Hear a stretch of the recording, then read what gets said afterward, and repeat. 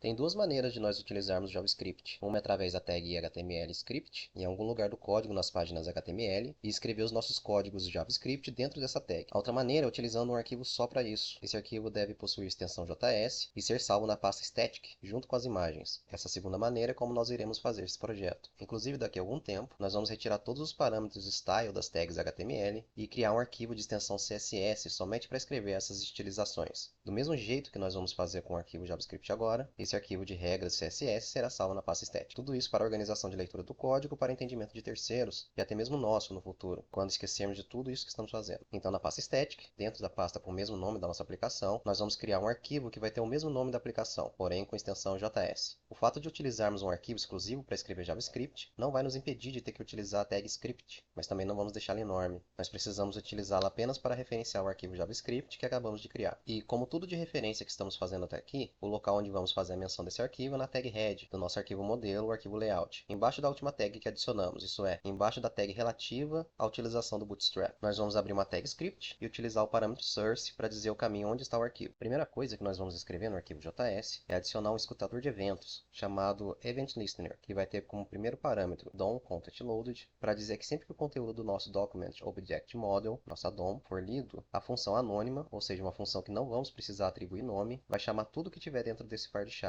A gente pode testar já o nosso arquivo com duas funções dentro dele. Uma é a função console.log, que é equivalente à função print do Python, serve para a gente procurar erros, monitorar o curso correto do código. Todas as funções que imprimem coisas em tela são para o programador, como o multímetro para o eletrônico. Outra função que a gente vai colocar dentro para testar é a função alert, que é similar à função console.log, mas vai abrir uma janela de pop-up no navegador e exibir a mensagem que for colocada dentro dos parênteses. O JavaScript é linguagem derivada e bastante similar à linguagem C, e uma das similaridades é terminar os comandos com ponto e vírgula. Ctrl S para salvar e Ctrl Shift R para atualizar a página. E a gente vê que o nosso código JavaScript já está funcionando. Aqui o pop-up e o resultado da função console.log. Nós vamos ver na parte de desenvolvedor do browser, apertando a tecla F12 e indo na aba console. É possível ver que a linha onde essa função foi chamada aparece aqui também. Isso é bastante útil. Toda vez que a página for carregada, haverá um DOM Content Loaded. Vamos apagar essas duas funções, que foram apenas de teste, e vamos escrever uma função para acender e outra para apagar o LED da nossa página home. Só que como ainda não escrevemos nada no Arduino, vamos acender esse LED de faz de conta. Quando clicarmos no botão Turn On, ele vai acender aqui na tela mesmo, e quando clicarmos no botão Turn Off, ele vai apagar. Para isso, vamos escrever primeiro a função para ligar o LED, que vamos chamar de LED On. A gente faz isso com a keyword function, que no Python seria def. Essa função não vai precisar de nenhum parâmetro de entrada, então os parênteses vão ficar vazios. Quando clicar no botão, nós queremos que o LED acenda. Então o jeito que eu pensei de fazer isso é trocar a imagem do LED que está na tela por uma imagem de LED aceso. Essa imagem eu tenho aqui e vou copiar para a nossa pasta de imagens, que é a pasta static. Então dentro dessa função LED On, nós vamos pegar o elemento correspondente à imagem do LED pela ID com a função JavaScript document.getElementById. A ID que a gente definiu para a nossa imagem LED é LED Image. Vamos também armazenar isso tudo numa variável. E um dos jeitos que a gente faz isso em JavaScript é com a keyword let. Vamos chamar essa variável de LED. Tomando cuidado para que as imagens substituída e substituta sejam do mesmo tamanho, para não dar aquela mudança de espaçamento na tela e ficar feio, nós queremos somente trocar a source desse elemento, que está salvo na variável LED. Então LED.src vai mudar quando essa função for invocada. Qual é o source da nossa imagem LED? Nós vamos lá no arquivo index e copiamos. Então, quando essa função LED_on for chamada, a source do nosso LED vai ser mudada para esse endereço aqui, tomando cuidado para trocar o nome do arquivo, para sair a imagem do LED apagada e colocar a imagem do LED aceso no lugar. Ctrl S para salvar. Escrevemos a função e o que ela vai fazer, mas quando nós queremos que ela seja chamada, quando o botão Turn On seja clicado. Então lá na página index, que é onde esse botão está, nós vamos adicionar o parâmetro onClick e escrever essa função LED_on como argumento. Ctrl S para salvar e Ctrl Shift R para atualizar a página e vamos ver se funcionou. Não funcionou. Deu um erro que a imagem sumiu. Na aba console da parte de desenvolvedor do browser,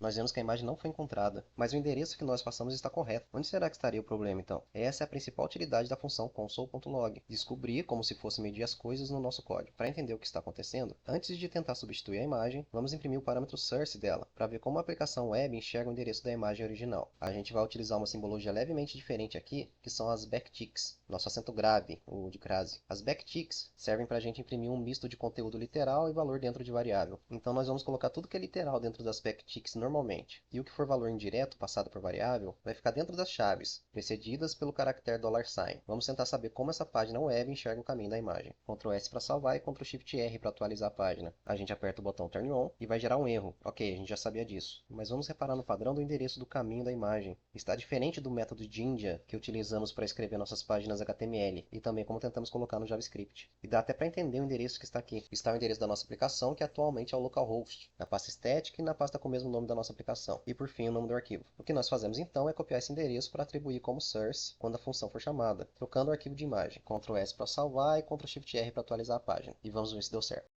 Funcionou, ficou bem legal. A gente não pode deixar esse LED ligado direto, o projeto é para economizar energia. Então vamos escrever a função de apagar o LED, que vai ser muito similar à função LED on. A gente apaga esse console.log, que não precisa mais. Vamos copiar toda a função LED on e vamos mudar a imagem que vai ser colocada no lugar, que deve ser a original. Vamos mudar também o nome dessa função para LED off. Outra coisa, ao invés de usar o comando document.getElementById, vamos utilizar outro comando, que é o comando document.querySelector. Mas tem uma sutil diferença na sintaxe, que é para a gente escolher se vai selecionar o elemento pela classe, pelo nome ou pela ID. E indicamos isso por um caractere especial. Do jeito que está o elemento, seria selecionado pelo parâmetro HTML name, mas nós não demos um name para ele. Se fosse pela classe, deveríamos colocar um ponto antes do nome da classe aqui dentro das aspas. Mas queremos pegar pela ID, que é o parâmetro que demos para ele quando o implementamos na página HTML. E o caractere que a gente usa para isso é o sustenido, sharp. Toda essa codificação de ponto, sustenido ou nome para classe, ID e name, respectivamente, vão valer na hora de escrever o código CSS também. Então a função LedOff vai ser simples também. Vai salvar o elemento selecionado pela ID numa variável e vai mudar o caminho source desse elemento. Ctrl S para salvar. Essa função nós queremos que seja chamada toda vez que o botão turn off seja clicado, que é onde esse botão está. Nós vamos atribuir o parâmetro onClick para esse elemento HTML e dar como argumento essa função LedOff. Ctrl S para salvar e vamos ver se funcionou.